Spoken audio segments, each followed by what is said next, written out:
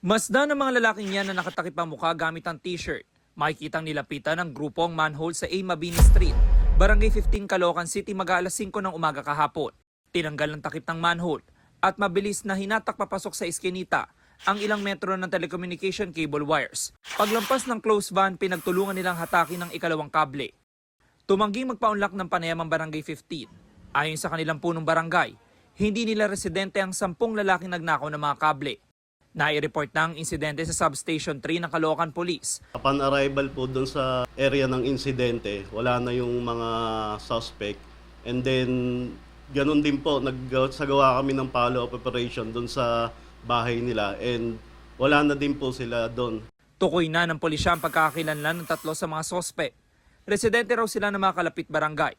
Hinihintay na lang po natin yung representative from telecommunication company para mapailan sila ng kaukulang reklamo po. Inaalam pa ng pulisya ang pagkakakilanlan ng ibang sospek na nakuna sa CCTV.